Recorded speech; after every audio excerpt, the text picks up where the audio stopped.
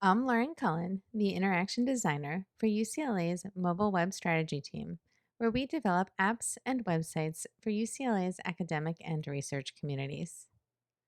Today, I'm excited to provide you with an overview of how we're strategically leveraging mobile app design in innovative ways to support research. Using apps in research studies makes data collection easier and increases participant engagement. We will look at two specific case studies of research apps for special populations to see how user centered approaches for applying design thinking methodology and design best practices helped us create these engaging and effective apps.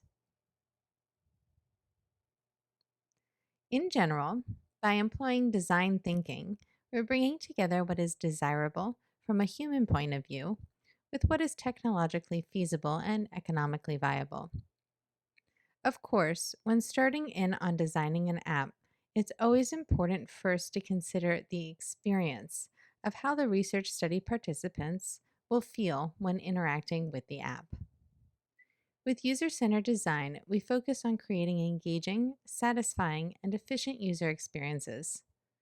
The ability to understand participants' wants and needs informs the design decisions along the way. By focusing on designing the experience of how a participant feels when interacting with the app, designers impact the feeling and action of each participant. So, by applying design thinking, we're taking an iterative, solution based approach where we empathize by understanding the needs of those we're designing for, define the problems being solved, ideate by generating a lot of ideas, prototype to experiment with the ideas, and test to evaluate and redefine problems. This is a nonlinear process. The team can revisit any of the stages at any time. When designing a digital product for research, these guiding concepts are applied with the ultimate goal of optimizing participant satisfaction, engagement, and app usability. So we start creating our app by strategizing and planning, creating a vision for it. We determine the app's purpose in the research study, as well as the primary task and functionality. We define the problems being solved, the solutions the app is providing, and the reason the app is being developed. We collaborate with the researchers to understand the research goals, discussing their needs and the purpose of the study in detail. We start sketching ideas and wireframing to communicate options and different approaches to the researchers. In this discovery phase, it's important to research the users and their needs. We consider who the users are and determine what their goals are. It helps to build personas to understand the users better and to create archetypes. And the strategies and ideas we start here will, of course, evolve and be refined throughout the development process.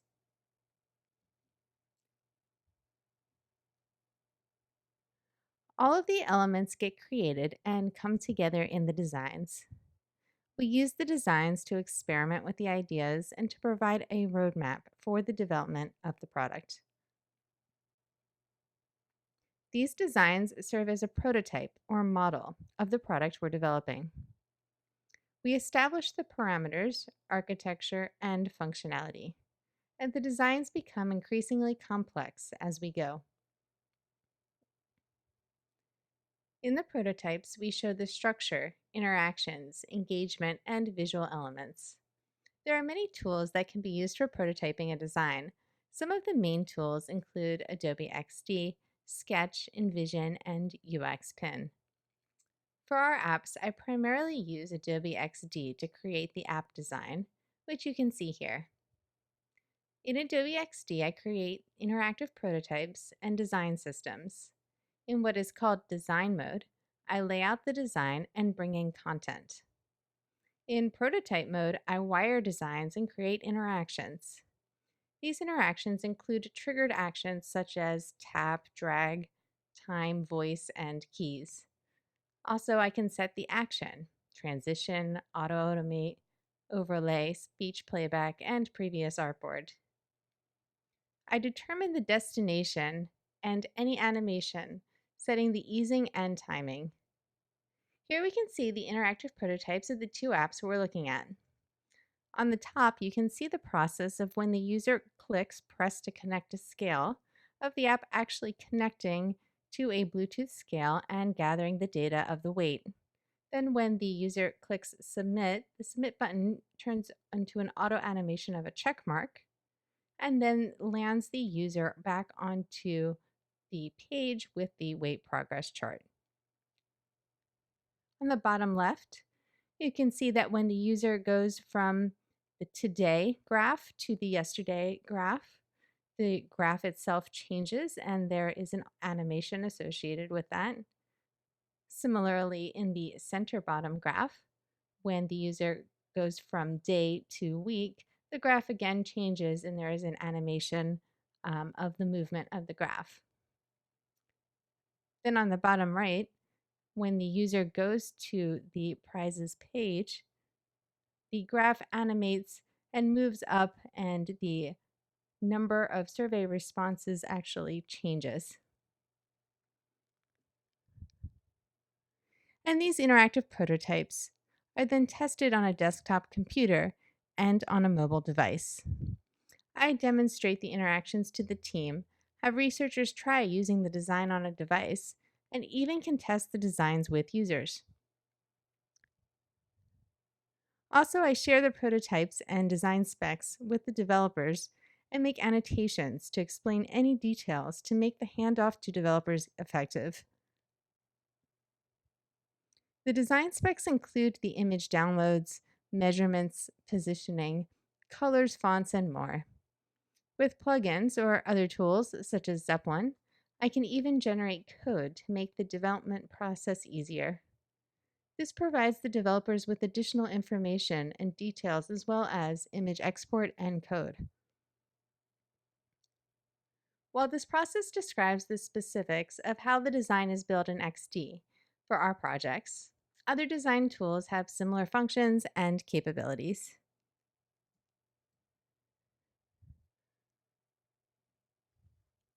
As we build the design, patterns emerge. Patterns refer to any repeating, reusable parts of the interface that can be applied and repurposed to solve a specific design problem, meet a user need, or evoke an emotion. Throughout the process, we are creating, documenting, evolving, and maintaining patterns. These include interface patterns, responsive patterns, as well as patterns with color, font, and layout. We're designing for consistency throughout the app in our functionality and our branding. Defining repeating elements and using decorative details throughout the design. There are many approaches to collecting these patterns for organization and communication. For example, you may have heard about the much discussed Atomic Design System from Brad Frost. Style, layout, and components are collected for a project to communicate the repeating and reusable parts of the interface and design. For our apps, I create the design system in Adobe XD. To do this, I create an extra artboard in my document where I define all of these elements. I use XD's Assets panel to list the colors being used, to define the character styles, and to create components or symbols for all icons. Using components is especially helpful for foundational elements such as navigation bars or buttons that are repeated throughout the design. Components give the flexibility that helps maintain the repeated elements while varying the instances for different contexts and layouts. Designing our apps with visual patterns, we ensure that users have more familiarity and are more attuned because instinctually, people search for patterns. When we break patterns, it should only be done consciously so as to show contrast. Maintaining uniformity in design is an important part of ensuring that the design communicates effectively without confusing or overwhelming users. Modular design is a design approach that subdivides a system into smaller parts called modules that can be independently created and then used in different systems. This image is of the iconic Bauhaus construction set game and demonstrates how the same pieces can form very different designs. In app design, functional patterns or modules are tangible building blocks of the interface, such as a button, a header, a form element, or a menu. They are related to behaviors. All systems are made of parts, but in modularity, not only is the system made of parts, but the parts are interchangeable and can be assembled together in various ways to meet different or changing user goals. Modules can be reused. This approach is adaptable and agile. Our interfaces are composed of small layout systems, each with its own rules for how it should change, shift, and grow according to the needs of the content inside it. While these small layout systems are lightly bound to the elements around them, each of them often adapts independently from the rest of the design. With this approach, we focus on components, not pages, to build complex, responsive interfaces in a content focused, device agnostic way. In this context, our design choices are not just focused on what seems aesthetically pleasing or pretty. Rather, our design choices can clarify options available to users and can help reinforce meaning, draw users' attention, and let users know where they actually are on an app. In this way, the visual design improves app functionality.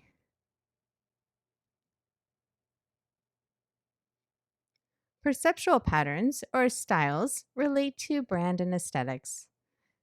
They are more descriptive and less tangible than functional patterns.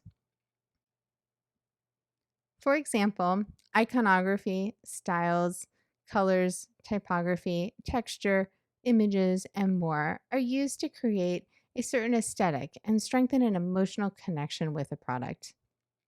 These sensory elements can delight and pleasure users, providing for a positive emotional experience and creating a mood. We delight users in surprising ways, providing a beautiful surface, carefully placed animation, or a well timed sound effect to provide joy. This helps users have more fun and be more emotionally satisfied. By keeping text simple, we maintain a focus on using pictures to explain ideas. Perceptual patterns are the elements that would be included in a style tile or a mood board. Here you can see Samantha Warren's style tile template, which includes areas for branding, type, colors, textures, buttons, and descriptive words.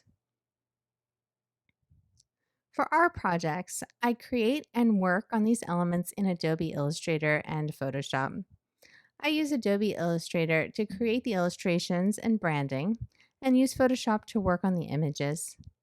Then I bring these elements into the design and design system in Adobe XD. Perceptual patterns also can relate to the proximity of elements. Common fate, meaning the visual elements moving in the same direction as each other.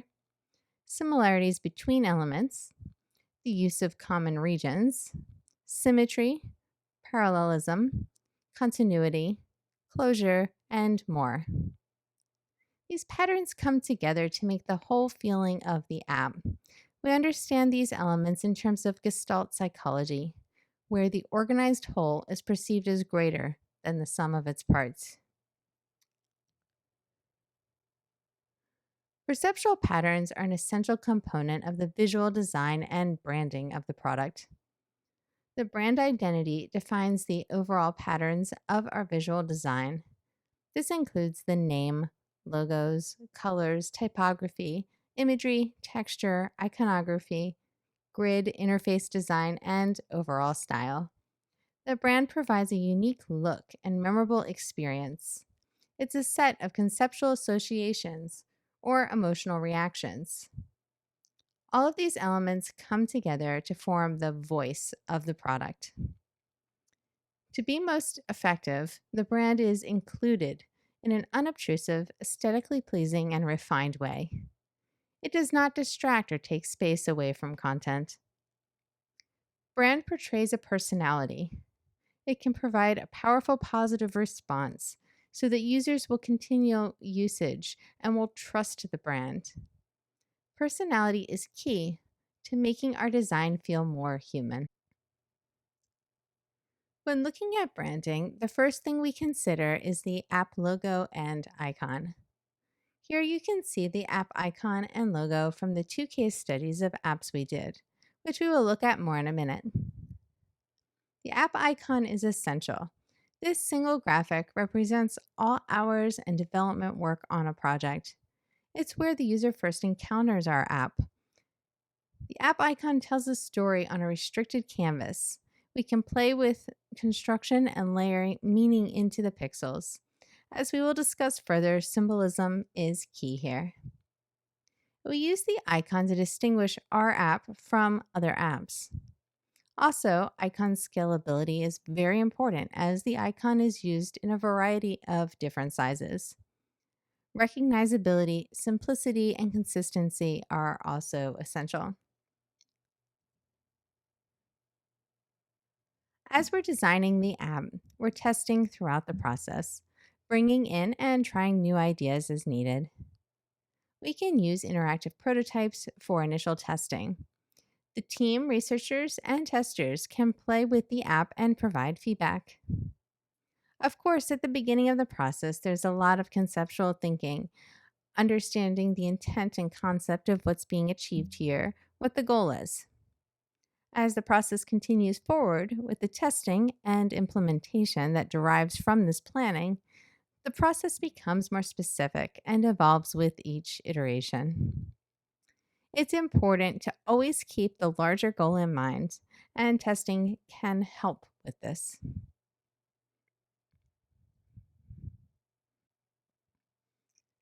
Now that we've had this overview, let's look more closely at the case studies. First, let's look at the Coach to Fit research app our team at UCLA developed for the U.S. Department of Veterans Affairs. In this ongoing study, participants are vets with serious mental illnesses who can benefit from a weight loss program.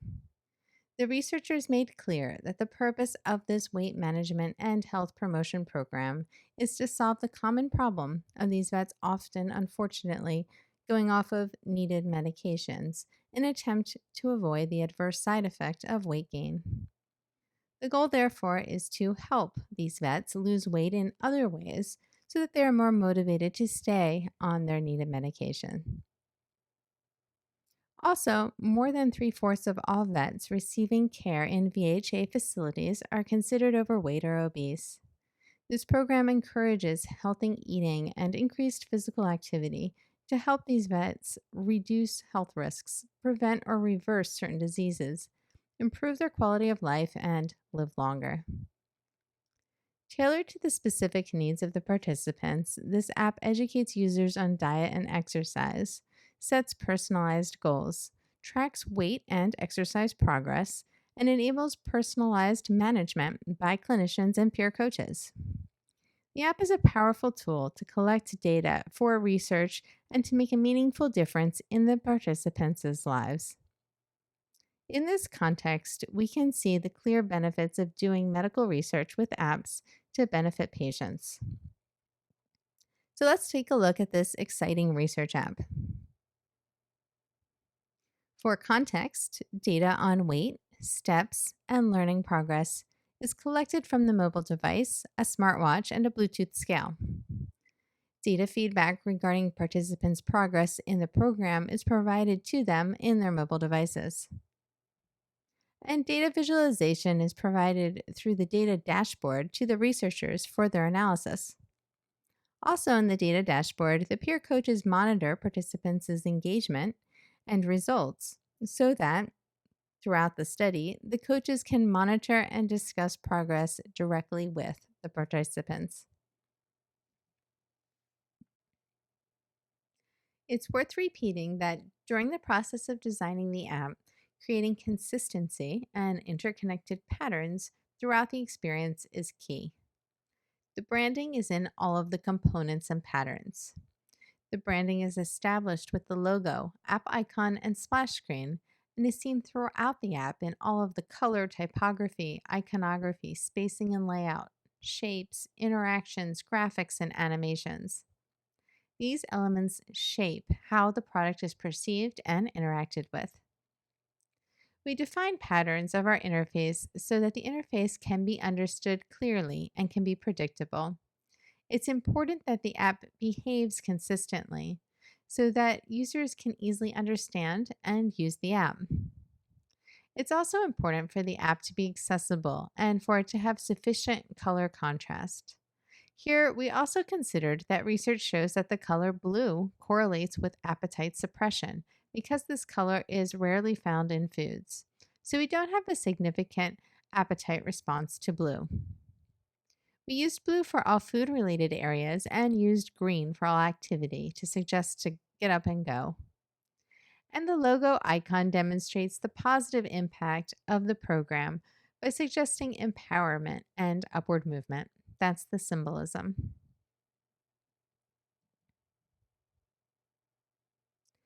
Throughout the design process, it's essential to empathize with the needs of those the app is being designed for specifically.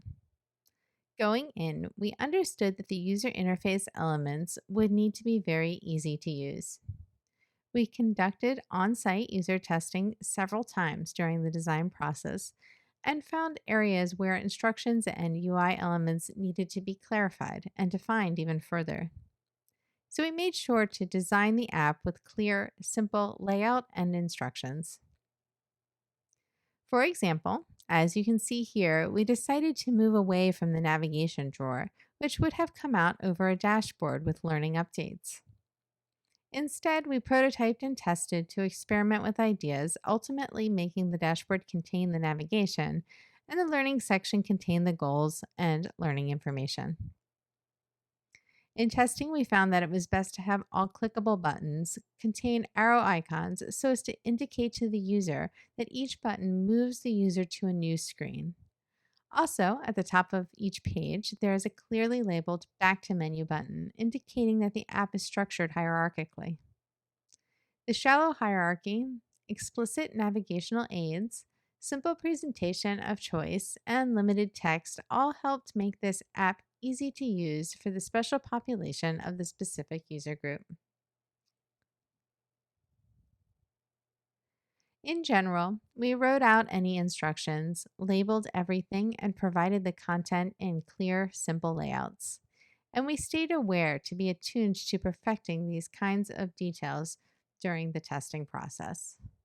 For example, in testing the learning modules, we found that we needed to add instructions above an embedded video. These added instructions clearly stated how to start playing it so that the user understood fully to watch the video. We also created pop ups with instructions on how to move forward on the learning material so that the participants can understand what the next step is as they work through the program. Specific instructions for all actions helped in solving the problem of participants accidentally leaving parts of the program incomplete.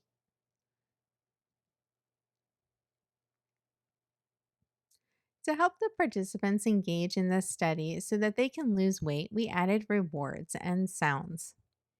When a learning goal is completed, the participants receive a ribbon. When weight goals are reached, there is a sound and message indicating positive feedback. Sound is also used with the questions in the learning modules. There is a happy chime sound for positive feedback on correct answers, such as dun dun dun, and a buzzer sound for negative feedback on incorrect answers. Rewards and sounds help gamify the experience so that participants are excited to meet their goals. Reminders appear at customized times and intervals so that the participants can check their progress, remember to participate, track their goals, and receive messages of encouragement. Also, to help keep the participants on track with the program, each participant has a personal coach who checks in, providing information and encouragement to the participant, keeping the participant engaged and in the program. The app provides the coach's contact info so that the participant can contact the coach with any questions.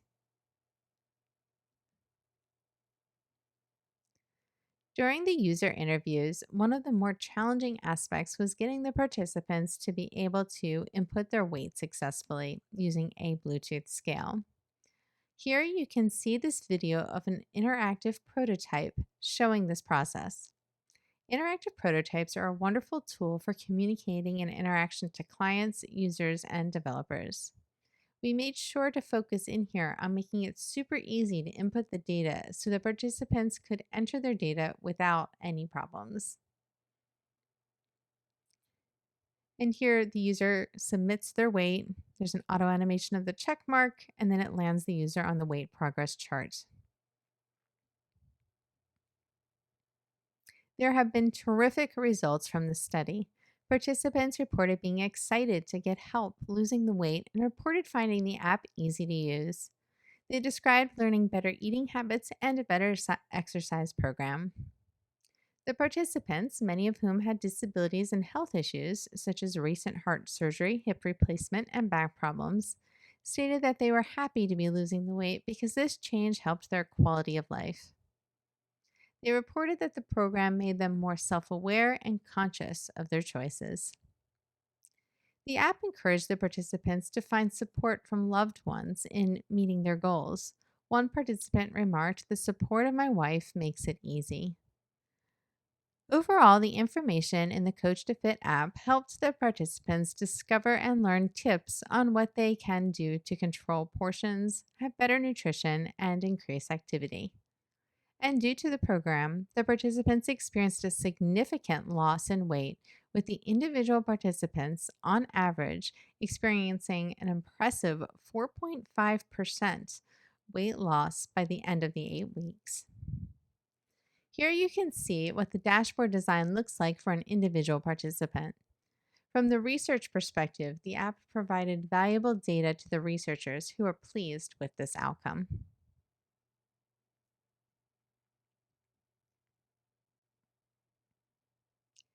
Now, for the second case study, let's look at the design for the Prisms app. This app just won the UC Tech 2019 Silver Solder Award. Prisms, which stands for Pediatric Research Integrating Sensor Monitoring Systems, is developed by researchers at UCLA and USC and is supported by a federally funded grant and the NIH Prisms community. With more than 6.2 million US children currently diagnosed with asthma, asthma is the leading chronic disease in children and is the top reason for missed school days. While there is no cure for asthma, it can be managed with proper prevention of asthma attacks and with treatment. This app helps researchers and clinicians assess asthma symptoms and related factors in children so as to aid in the development of tailored predictive models. The goal is for the project to develop a platform that can detect each specific patient's asthma attack and to assist in reducing the likelihood or severity of such an event.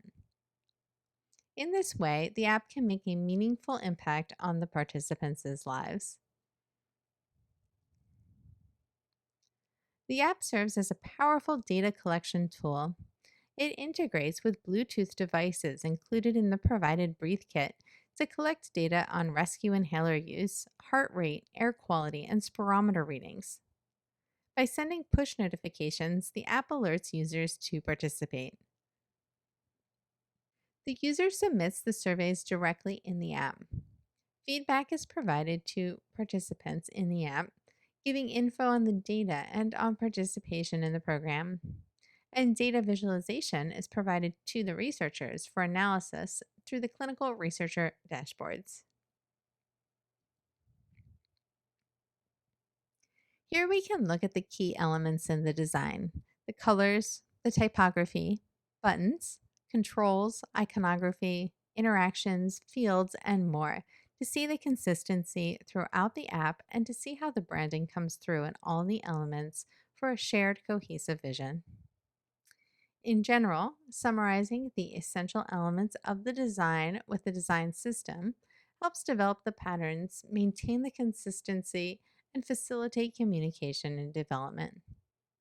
And the logo icon demonstrates the positive impact of the program by suggesting working together for a common solution in a colorful way, referencing the prism. We use animation and gamification to motivate users to engage and to make the experience more dynamic and enjoyable. The app has an animated dragon character that each participant can name. Here you can see how the participants can name the dragon, and then they can see their own dragon hatch from the egg. The kids love this.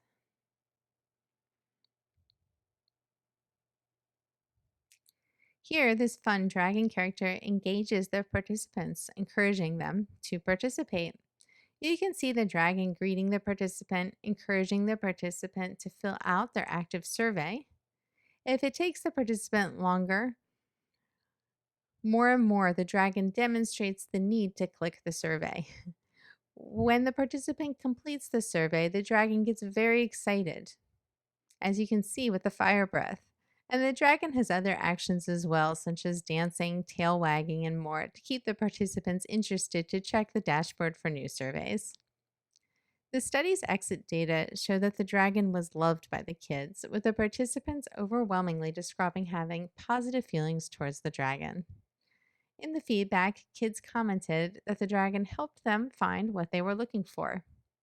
Kids even added requests for the dragon, such as having the dragon grow, talk, fly, and to breathe out even more fire. And the study surveys are colorful and illustrated with custom illustrations. This makes the data collection more visual, easy to understand, and fun for the kids.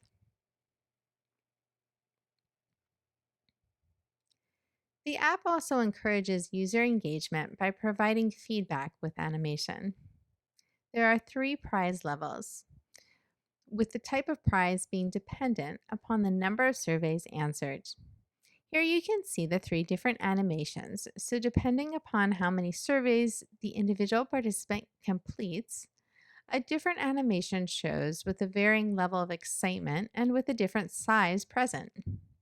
The feedback makes sure that they are still happy and encouraged, just to different degrees. And here you can see the medium prize example. The app provides info from the Breathe Kit devices to participants and parents. The parents reported that this data was important to them because it helped them to better understand the implications of the study.